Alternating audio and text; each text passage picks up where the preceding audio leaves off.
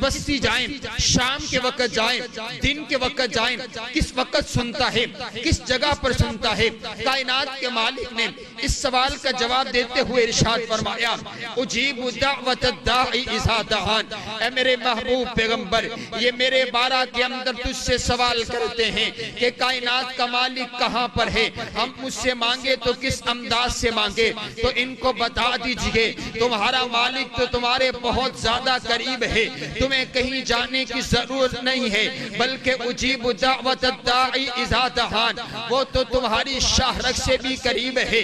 نحن اقرب الیہ من حبل الورید، تم اس کو صبح پکارو گے وہ سنے گا، شام کو پکارو گے وہ سنے گا، رات کو پکارو گے وہ سنے گا، اندھیرے میں پکارو گے وہ سنے گا، اجالے میں پکارو گے وہ سنے گا، عربی میں پکارو گے وہ سنے گا، پشتو میں پکارو گے وہ سنے گا، پنجابی میں پکارو گے وہ سنے گا، اردو میں پکارو گے وہ سنے گا، انگریزی میں پکارو گے وہ سنے گا، اور اگر زبان سے پکارو گے وہ تب بھی سنے گا، اگر زبان نہ ہو دل ہی دل میں پکارو وہ تو علیم بذات الصدور ہے، تمہارے دلوں کے خیالوں کو بھی جانتا ہے۔ اسے کسی زبان کے الفاظوں کا وہ محتاج نہیں ہے۔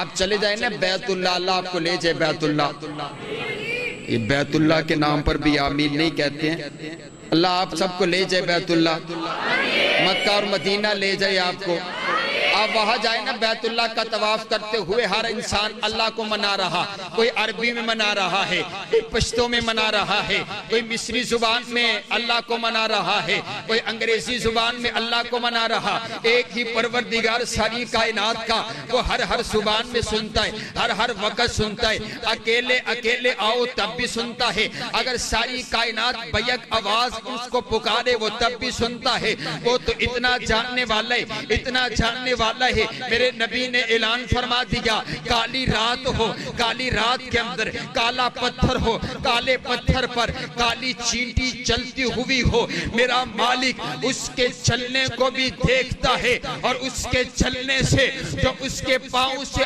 آہٹ پیدا ہوتی ہے، کائنات کا مالک اس آہٹ کی آواز کو بھی عرشوں پہ بیٹھ کر کے سن لیتا ہے۔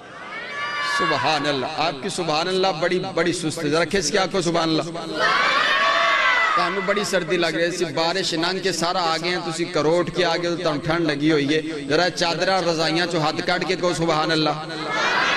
اللہ کو منانا ہے تو کس انداز سے منانا ہے؟ کائنات کا رب اعلان کر کے کہتے ہیں فَلْيَسْتَجِيبُوا لِي وَلْيُؤْمِنُوا بِي، ارے کائنات کے پروردگار کو پکارنا ہے تو ایمان سے پکارنا ہے، عقیدے سے پکارنا ہے، آ کر کے رب کے حضور دعاؤں کو التجاؤں کو جب اپنے ہاتھوں کو پھیلانا ہے تو یہ نہیں ذہن میں رکھنا پتہ نہیں اللہ قبول کرے گا کہ نہیں کرے گا، پتہ نہیں میری دعا قبول ہوگی کہ نہیں ہوگی، بلکہ ایمان کے ساتھ، عقیدے کے ساتھ، پختہ یقین کے ساتھ مانگنا ہے۔ اے اللہ میں تیرے دروازے پر آ چکا ہوں، اب میں تیرے دروازے سے لے کر کے جاؤں گا، مجھے پتہ ہے تیرے خزانے کے اندر کمی کوئی نہیں ہے، ایمان کے ساتھ مانگنا ہے۔ آئیے میں بڑی تیزی کے ساتھ آپ کو ایک نبی سے آپ کی ملاقات کرواتا ہوں، یہ حضرت یونس علیہ السلام ہے، انہوں نے اپنے رب کو منایا ہے تو کیسے منایا ہے؟ آئیے دعا کا طریقہ سیکھ کر کے لے کر کے چلے جائیے۔ حضرت یونس علیہ السلام اپنی قوم کو توحید کی بارہا مرتبہ دعوت دی ہے، لیکن قوم ماننے کے لیے تیار نہیں ہے، قوم نے انکار کر دیے، رب کی توحید سے انکار کر دیے، پیغمبر کی رسالت کو ماننے سے انکار کر دیے، میرے پیغمبر نے ہاتھوں کو اٹھا دیے اور اللہ کے سامنے التجا کی ہے، اے اللہ یہ قوم ماننے کے لیے تیار نہیں ہے، ان پر اپنا عذاب ہی نازل کر دے۔ کائنات کے پروردگار نے عذاب اٹل فرما دیا، عذاب کا وقت مقرر ہو جاتے۔ حضرت یونس علیہ السلام اللہ کی اجازت کے بغیر، قوم کو بتائے بغیر، اللہ کی اجازت کے بغیر اس بستی سے باہر نکل پڑتے ہیں۔ اللہ نے باہر جانے کا حکم نہیں دیا، ارے یہ کنارے پر پہنچے، پانی کے کنارے پر ایک کشتی لگی ہوئی ہے، اس کشتی کے اندر بیٹھ جاتے ہیں، وہ کشتی چل پڑی ہے۔ اب کشتی جب دریا کے کنارے پر، جب دریا کے درمیان کے اندر پہنچی ہے، کشتی ہچکولے کھانے لگی، کشتی آگے نہیں بڑھتی ہے، کشتی آگے نہیں چلتی چلتی ہے، ملا دیکھ کر کے بڑا حیران ہوتا ہے، ارے نہ آج طوفان ہے نہ اندھیری ہے، لیکن یہ کشتی آگے چلتی کیوں نہیں ہے؟ ایک کشتی میں بیٹھا ہوا انسان بول کر کے کہتا ہے کہ ایسا لگتا ہے جیسے اس کشتی کے اندر ایک ایسا انسان موجود ہے جو اپنی مالک کی مرضی کے بغیر آیا ہے۔ کشتی کے اندر قرہ ڈالا گیا، کشتی کے اندر پرچیاں ڈالی گئی۔ یہ میں کوئی آپ کو قصہ اور کہانی نہیں سنا رہا، بلکہ رب کا قرآن ہے۔ وَإِنَّ يُونُسَ لَمِنَ الْمُرْسَلِينَ إِذْ أَبَقَ إِلَى الْفُلْكِ الْمَشْحُونَ فَسَاهَمَ فَكَانَ مِنَ الْمُدْحَضِينَ لَلَبِثَ فِي بَطْنِهِ إِلَى يَوْمِ يُبْعَثُونَ۔ جب پرچیاں ڈالی گئی، نام یونس پیغمبر کا نکلتا ہے، کبھی یونس پیغمبر کے چہرے کو دیکھتے ہیں، کبھی یونس پیغمبر کے نام کو دیکھتے ہیں، کہتے ہیں نہیں نہیں اتنا خوبصورت نوجوان تو نہیں ہو سکتا۔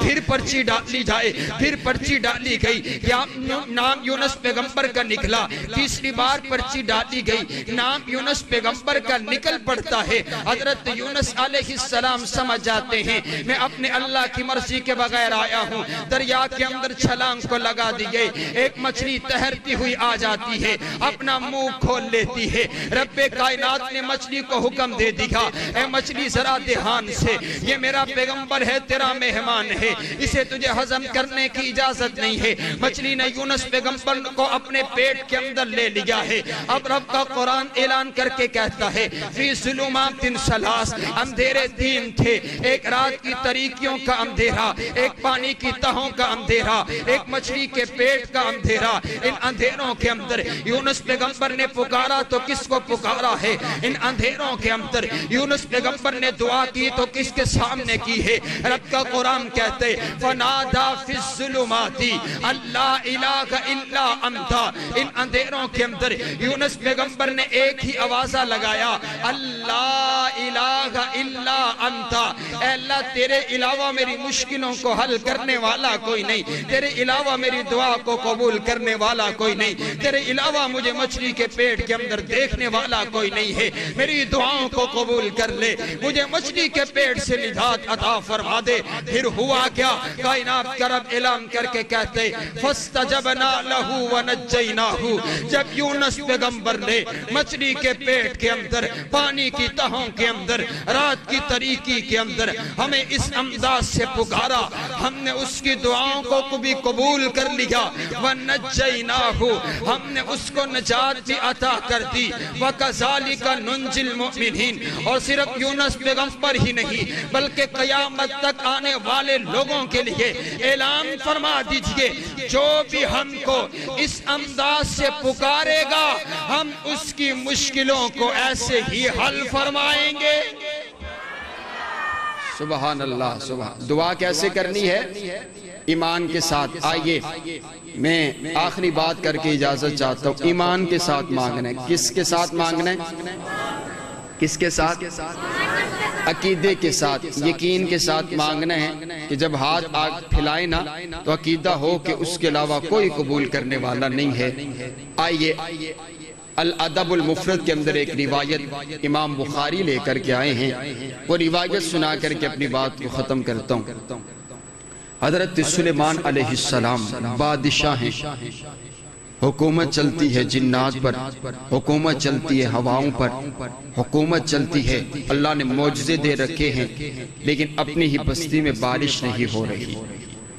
اپنے صحابہ کو لے کر کے چل پڑتے ہیں، او صحابہ میدان میں جاتے ہیں، جا کر کے دعا کرتے ہیں کائنات کا پروردگار بارشوں کا نزول فرما دے۔ معلوم یہ پڑا بادشاہ کتنا بڑا کیوں نہ ہو، نبی کتنا بڑا کیوں نہ ہو، معجزے اس کے پاس کتنے بڑے کیوں نہ ہو، جنات پر اس کی کیوں حکومت نہ چلتی ہو، ہواؤں اس کی اب باتیں کیوں نہ مانتے ہوں، لیکن بارش برسانے والی ذات میرے پروردگار کی ہے۔ سبحان اللہ، یہ خزانے اسی کے پاس ہیں۔ آگے صحابہ کو لے کر کے آگے آ کر کے میدان کے اندر پہنچے، جب میدان میں پہنچے دیکھا فرآ نملتن، ایک چونٹی کو دیکھا، مستلقیتن علی ظہریہا، جو اپنے پشت کے بل لیٹی ہوئی ہے، اپنے پیٹھ کے بل لیٹی ہوئی ہے، اپنے کمر کے بل لیٹی ہوئی ہے، ورافیتن قوائمہا الی السماء، اس نے اپنے ہاتھوں کو آسمان کی طرف اٹھایا ہوا ہے اور اللہ سے دعا کر رہی ہے، اللہ سے التجا کر رہی ہے، اللہ کے سامنے دعائیں کر رہی ہے۔ اللہم